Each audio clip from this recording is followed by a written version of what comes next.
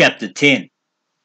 It was mid-morning before Jair and his companions finally broke clear of the black oaks. Before them, rolling countryside stretched away, hill country to the north, lowlands to the south. They took little time admiring either. Exhausted almost to the point of collapse, they took just enough time to locate a sheltering clump of broadleaf maple, turned brilliant crimson by autumn's touch. In seconds, they were asleep. Ye had no idea whether either of his companions thought to keep watch during the time he slept, but it was Garrett Yax who shook him awake as dusk began to settle in. Weary of being so close yet to the mist marsh and the oaks, the weapons master wanted to find a safer place to spend the coming night. The Battlemound lowlands were fraught with dangers all their own. So the little company turned north into the hills. Somewhat refreshed by their half-day sleep, they walked on almost till midnight, before settling in to sleep until dawn within a grove of wild fruit trees, partially overgrown with brush. This time, Jair insisted at the outset that the three share the watch. The following day, they travelled north again. By late afternoon, they had reached the Silver River, clear and sparkling in the fading sunlight. It wound its way west through tree-lined banks and rocky shoals. For several hours after, the three travellers followed the river east towards the Anar, and by nightfall they were well away from the marsh and the oaks. They had encountered no other journeyers during their march, and there had been no sign of either gnomes or black walkers. It appeared that for the moment, at least, they were safe from any pursuit. It was night again by the time they found a small pocket sheltered by maple and walnut trees on a ridge above the river and made their camp. They decided to risk a fire, built one that was small and smokeless, ate a hot meal and settled back to watch the coals die into ash. The night was clear and warm. Overhead stars began to wink into view, clustering in brilliant patterns across the dark backdrops of the sky. All about them nightbirds sang, insects hummed, and the faint rush of the river's swift waters murmured in the distance. Drying leaves and brush gave sweet and musty smell to the cool dark. "Think I'll gather up some wood," Slanter announced suddenly after being silent for a time. He pushed himself heavily to his feet. "I'll help," he offered. The gnome shot him a look of annoyance. "Did I ask for any help? I can gather wood by myself, boy." Scowling, he trudged off into the dark. Jair leaned back again, folding his arms across his chest. That typified the way things had been ever since the three of them had started out. No one saying much of anything and saying what they did without a great deal of warmth. With Garrett Yax, it didn't matter. He was a taciturn by nature, so his refusal to contribute anything in the way of conversation was not surprising. But Slanter was garrulous, and his uncommunicated posture was disquieting. Jair much preferred Slanter the way he had been before, brash, talkative, almost like a rough uncle. He wasn't like that now. He seemed to have withdrawn into himself and shut himself away from the Valeman, as if travelling with Jair had become almost distasteful. Well, in a way it was, Jair supposed. Reflecting on the matter, after all, Slanter hadn't wanted to come in the first place. He had only come because Jair had shamed him into it. Here he was, a gnome travelling with one fellow who had been his prisoner before and another who didn't trust him a wink, all for the sole purpose of seeing to it that they safely reached a people who were at war with his own. And he wouldn't have been doing that, except that, in helping Jair, he had compromised his loyalties so that he was now a little better than an outcast. Then, too, there was the matter of the log dweller. Slanter had come into Jair's aid in an act of bravery that the Valeman still found mystifying. An act not at all in character for a fellow as opportunistic and self-centered as Slanter. And look what had happened. Slanter had failed to stave off the log dweller, had himself become a victim, and had been forced to rely on Garrett Yax to save him. That must rankle. Slanter was a tracker, and trackers were a proud breed. Trackers were supposed to protect the people they guided, not the other way around. Sparks shot out suddenly from the little fire, drawing his attention. A dozen feet away, stretched out against an old log, Garrett Yak stirred and glanced over. Those strange eyes sought his, and Yair found himself wondering once more about the character of the weapons master. "Guess I should thank you again," he said, drawing his knees up to his chest, "for saving me from that thing in the marsh." The other man looked back at the fire. Yair watched for a moment, trying to decide if he should say anything else. "Can I ask you something?" he said finally. The weapons master shrugged, his indifference. "Why did you save me? Not just from the thing in the marsh, but back there in the oaks when the gnomes had me prisoner."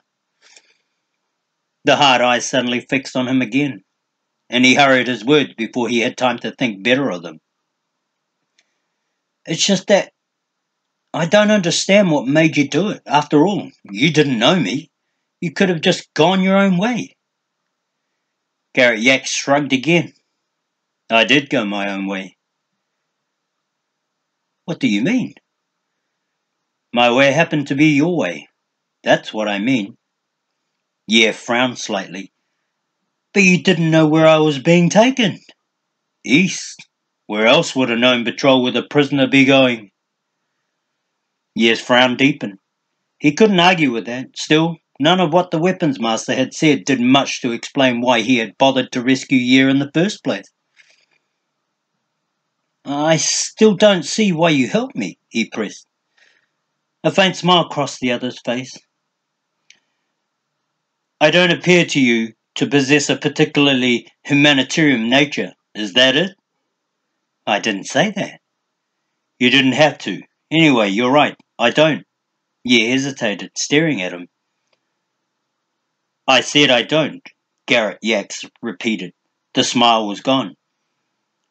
"I wouldn't stay alive very long if I did, and staying alive is what I do best." There was a long silence. Yair didn't know where else to go with the conversation. The weapons master pushed himself forward, leaning into the fire's warmth. "But you interest me," he said slowly. His gaze shifted to Yair. "I suppose that's why I rescued you. You interest me, and not many things do that to me anymore." He trailed off, a distant look in his eyes, but an instant later it was gone, and he was studying Yair once more. There you were, bound and gagged, and under guard by an anti-unknown patrol, armed to the teeth. Very odd. They were frightened of you. That intrigued me. I wanted to know what it was about you that frightened them so. He shrugged. "So I thought it was worth the trouble to set you free." Yair stared at him. Curiosity? Was that why Garrett Yaks had come to his aid? Out of curiosity? No, he thought at once. It was more than that. "They were frightened of the magic," he said suddenly.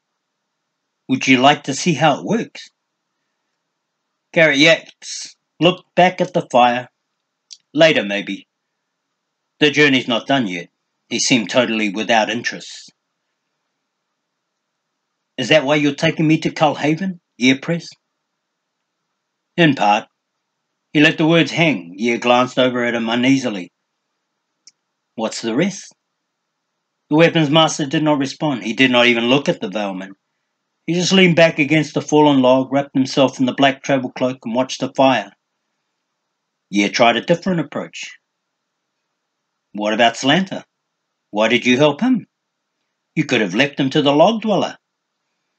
Garrett Yak sighed. "I could have. Would that have made you any happier?" "Of course not. What do you mean?"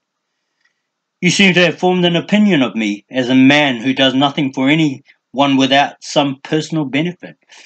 You shouldn't believe everything you hear. You're young, not stupid." Yair flushed. "Well, you don't like Slanter very much, do you?" "I don't know him well enough to like or dislike him." the other replied.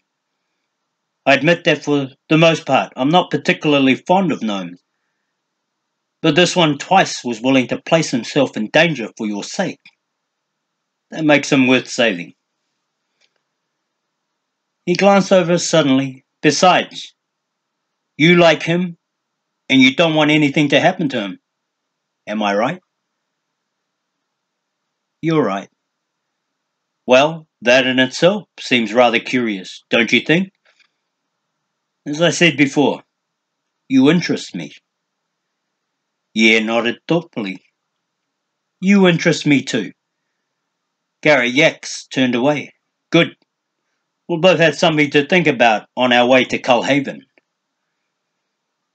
He let the matter drop, and Jair did the same. The Veilman was by no means satisfied that he understood what it was that had persuaded the weapons master to aid either Slanter or himself. But it was obvious he would not learn nothing more this night. Gary Yax was an enigma that would not easily be solved. The fire had almost died away by now, causing Jair to remember that Slanter had gone in search of wood and not yet returned. He pondered for a moment whether or not he should do something about it, then turned once more to Garrett Yax. You don't think anything could have happened to Slanter, do you? He asked. He's been gone quite a while. The weapons master shook his head. He can look after himself. He rose and kicked at the fire, scattering the wood embers so that the flames died. We don't need the fire any longer. Anyway. Returning to the spot next to the fallen log, he rolled himself in his travel cloak and was asleep in seconds.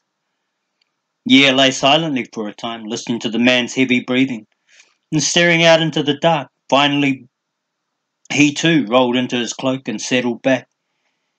He was still a bit worried about Slanter, but he guessed that Garrett Yax was right when he said that the gnome could look out for himself. Besides, Jair had grown suddenly sleepy. Breathing the warm night air deeply, he let his eyes close for a moment. His mind wandered free, and he found himself thinking of Bryn, Roan, and Alanon, wondering where they were by now. Then the thoughts scattered, and he was asleep. On a rise that overlooked the Silver River, lost in the shadows of an old willow, Slanter was thinking too. He was thinking that it was time to move on. He had come this far because that confounded boy had shamed him into it. Imagine offering him a bribe, that boy, as if he would stoop to accepting bribes from boys. Still, it was well meant, he supposed. The boy's desire to have company had been genuine enough, and he did rather like the boy. There was a lot of toughness in the youngster. The gnome pulled his knees up to his chest and wrapped his arms about them thoughtfully. Nevertheless, this was a fool's mission. He was walking right into the camp of his enemy. Oh, the dwarves weren't a personal enemy, of course. He didn't care a whit about dwarves one way or the other. But just at that moment, they were at war with the gnome tribe, and he doubted that it made a whole lot of difference what his feelings were about them. Seeing that he was a gnome would be enough. He shook his head. The risk was just too great, and it was all for that boy, who probably didn't know what he wanted from one day to the next. Anyway, besides, he had said he would take the boy as far as the border of the Anar, and they were almost there now. By nightfall of the coming day, they would probably reach the forest. He had kept his part of the bargain. So he took a deep breath and hauled himself to his feet. Time to be moving on. That was the way he had always lived his life, the way trackers were. The boy might be upset at first, but he would get over it, and Slanter doubted the boy would be in much danger with Garrett Yax looking after him. Fact was, the boy would probably be better off that way. He shook his head irritably. No reason to be calling Jair a boy either. He was older than the gnome had been when he first left home. Jair could look after himself if he had to. Didn't really need Slanter or the weapons master or anyone else, not so long as he had that magic to protect him. Slanter hesitated a moment longer, thinking it through once more. He wouldn't find out anything about the magic, of course. That was too bad. The magic intrigued him. The way the boy's voice could. No, his mind was made up. A gnome in the Eastland had no business being anywhere near a dwarf's. He was best off sticking to his own people, and now he could no longer do even that. Best thing for it was to slip back to the camp, pick up his gear, cross the river, and head north into the borderlands. He frowned. Maybe it was just that the Valman seemed like a boy. Slanter, get on with it. Quickly he turned about and disappeared into the night. Dreams flooded Yelmsford's sleep. He rode on horseback over hills, across grasslands, and through deep and shadowed forests with the wind screaming in his ears. Bryn rode at his side, her midnight hair impossibly long and flying. They spoke no words as they rode, yet each knew the other's thoughts and lived within the other's mind. On and on they raced, passing through lands they had never seen, vibrant and sprawling and wild. Danger lurked all about them, a log dweller, massive and reeking of the swamp. Gnomes, their twisted yellow faces leering their evil intentions. Maud wraiths, no more than ghostly forms, featureless and eerie as they stretched from the dark. There were others too, shapeless, monstrous things that could not be seen, but only felt. The sense of their presence somehow more terrible than any face could ever be. These beings of evil reached for them, claws and teeth ripping the air, eyes gleaming like coals in blackest nights. The beings sought to pull Jair and his sister from their mounts and to tear the life from them. Yet always the things were too slow, an instant too late to achieve their purpose. As the swift horses carried Jair and Bryn beyond their reach, yet the chase wore on. It did not end as a chase should end. It simply went on, an endless run through countryside that swept to the horizon. Though the creatures hunting them never quite managed to catch up to them, still, there were always others lying in wait ahead. Exhilaration filled the pair at first. They were wild and free, and nothing could touch them. Brother and sister marched while they sought to drag them down. But after a time, something changed. The change crept over them gradually, an insidious thing, until at last it lodged itself fully within them, and they knew it for what it was. It had no name. It whispered to them of what must be. The race they ran could not be won, for the things they ran from were a part of themselves. No horse, however swift, could carry them to safety. Look at what they were, the voice whispered, and they would see the truth. Fly, Jair howled in fury, and urged his horse to run faster, but the voice whispered on, and about them the sky went steadily darker. The colour faded from the land, and everything turned grey and dead. Fly, he screamed. He turned then to find Bryn sensing somehow that all was not well with her. The horror sprang to life before him, and Bryn was no longer there. She had been overtaken and consumed, swallowed by the dark monster that reached. His eyes snapped open, sweat bathed his face, and his clothing was damp beneath the cloak in which they lay wrapped. Stars twinkled softly overhead, and the night was still at peace. Yet the dream lingered in his mind, a vivid living thing. Then he realized that the fire was burning brightly once more, its flames crackling on new wood in the dark. Someone had rebuilt it. Slanter? Hurriedly he threw off his cloak and sat up, his eyes searching. Slanter was nowhere to be seen. A dozen feet away Garrett Yak slept undisturbed. Nothing had changed. Nothing, save the fire. Then a figure stepped from the night, a thin and frail old man, his bent and aged frame clothed in white robe. Silver white hair and beard framed a withered, gentle face, and a walking stick guided his way. Smiling warmly, he came into the light and stopped. "Hello, Jair," he greeted. The Valman stared. "Hello. Dreams can be visions of what is to come, you know, and dreams can be warnings of what we must be aware." Jair was speechless. The old man turned and came about the fire, picking his way with care until at last he stood before the Veilman. Then he lowered himself gingerly to the ground, a wisp of life that a strong wind might blow from the earth. "Do you know me, Jair?" the old man asked, his voice a soft murmur in the silence. "Let your memory tell you." I don't," Jair started to say and then stopped, as if the suggestion had triggered something deep within him. Jair knew at once who it was that sat across from him. "Speak my name," the other smiled. Jair swallowed. "You are the king of the Silver River." The old man nodded.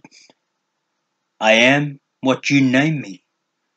I am also your friend, just as I once was a friend to your father and to your great-grandfather before him. Men with lives intertwined in purpose, given over to the land and her needs." Yes stared at him wordlessly, then suddenly remembered the sleeping Garrett yaks. Would not the weapons master waken? "He will sleep while we talk."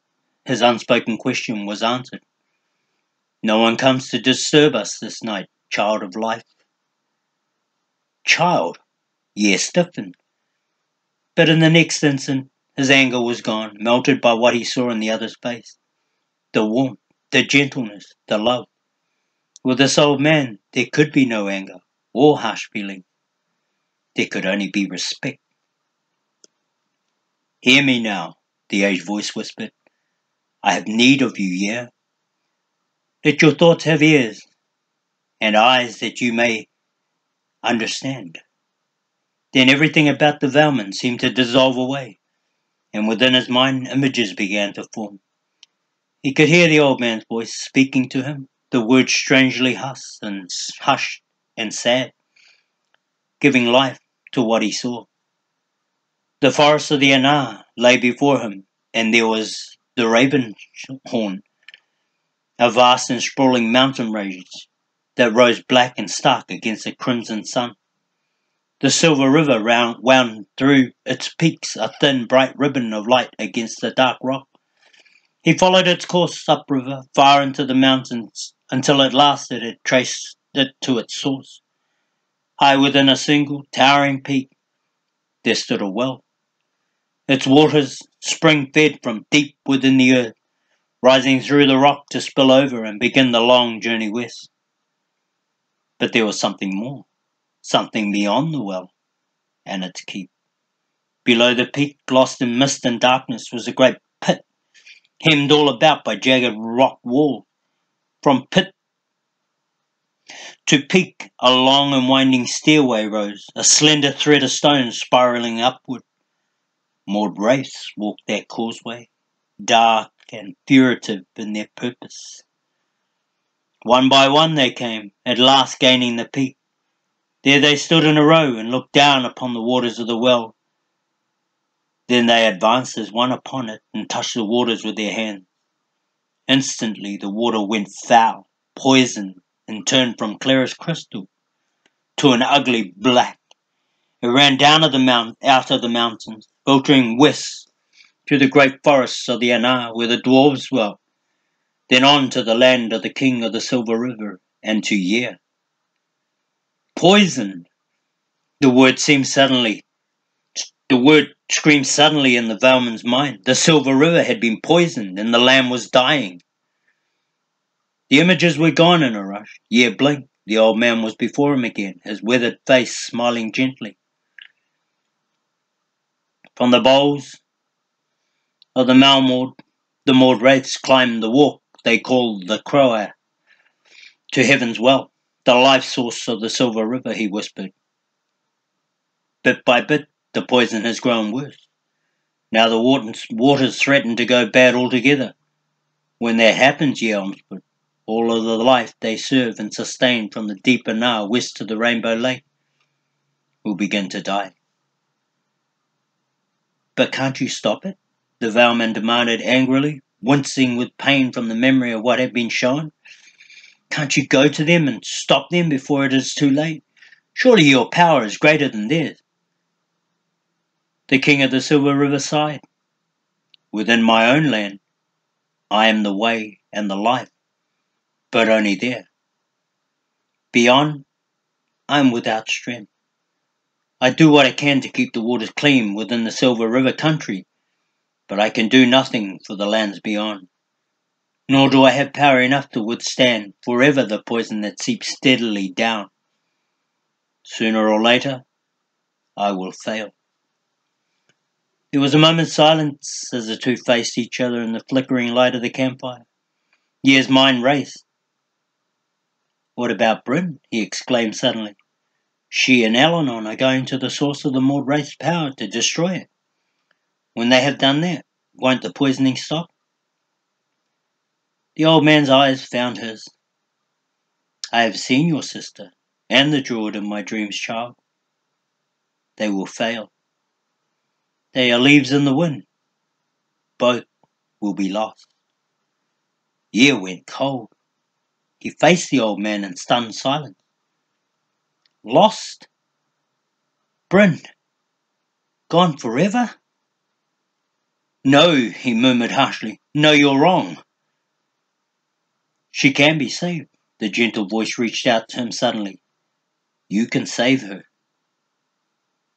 How? Year whispered. You must go to her.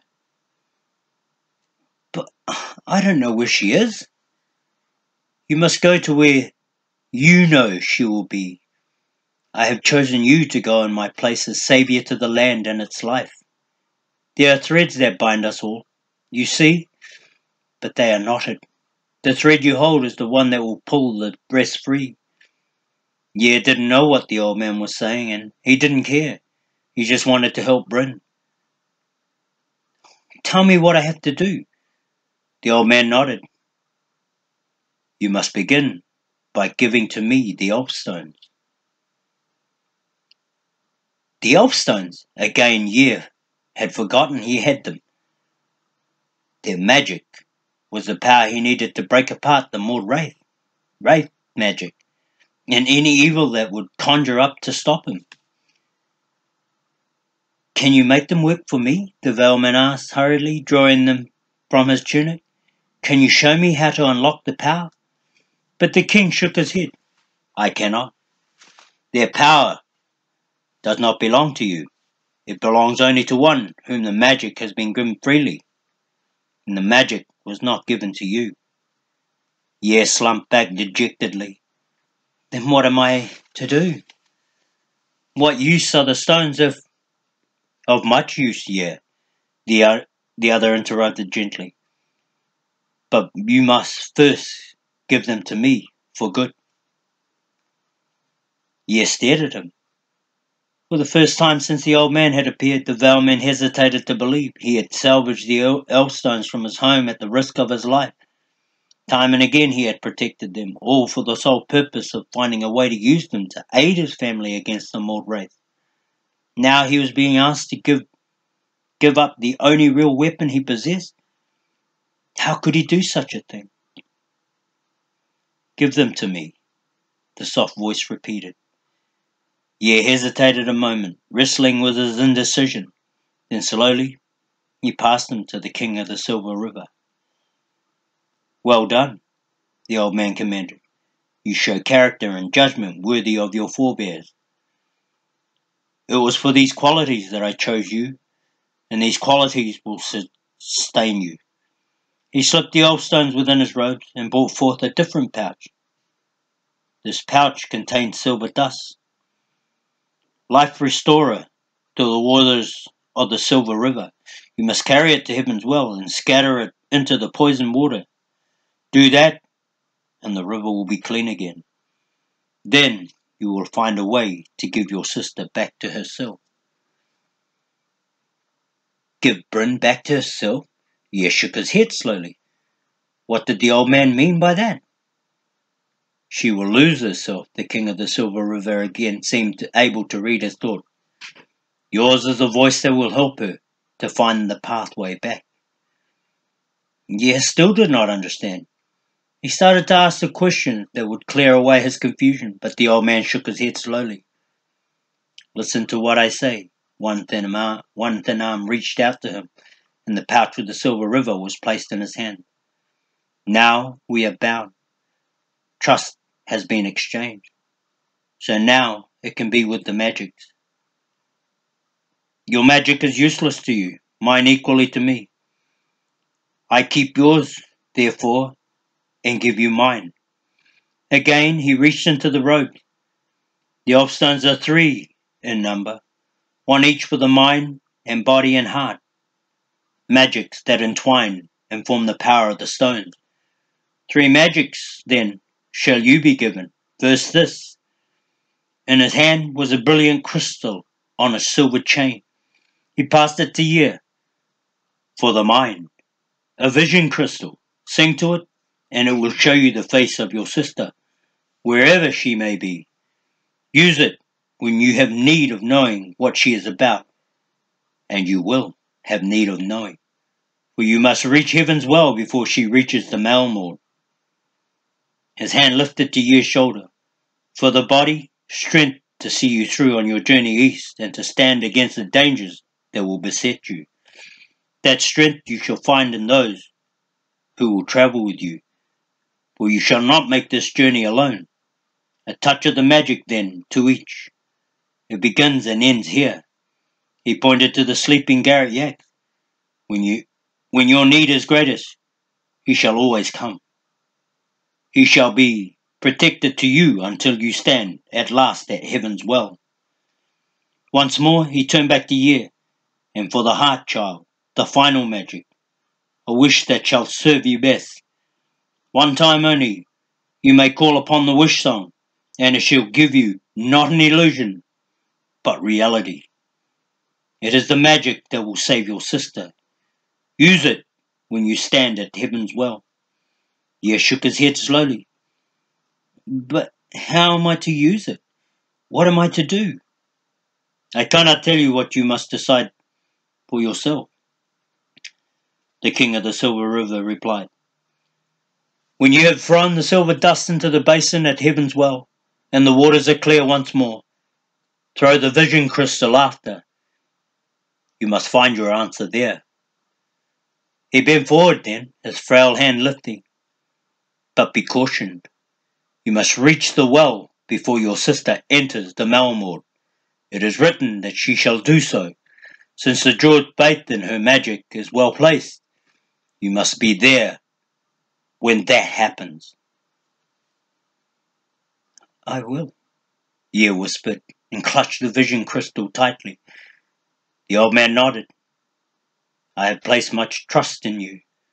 The lands and the races depend now on you, and you must not fail them. But you have courage. You shall be true. Speak the word, Jair. I shall be true, the Valeman repeated. Gingerly the king of the silver river rose again. A ghost in the night, a great weariness stole suddenly over Jair, pulling him down into his travel cloak. Warmth and comfort seeped slowly through his body. You, most of all, are a part of me, he heard the old man say, the words faint and distant. Child of life, the magics makes you so. All things change, but the past carries forward and becomes what is to be. Thus it is with your great-grandfather and your father. Thus it is with you. He was fading, dissipating like smoke into the firelight. Jair peered after him, but his eyes were so clouded with sleep that he could not seem to make them focus. When you awake, all will be as it was, save for this. I have come. Sleep now, child. Be at peace. Jair's eyes closed obediently, and he slept.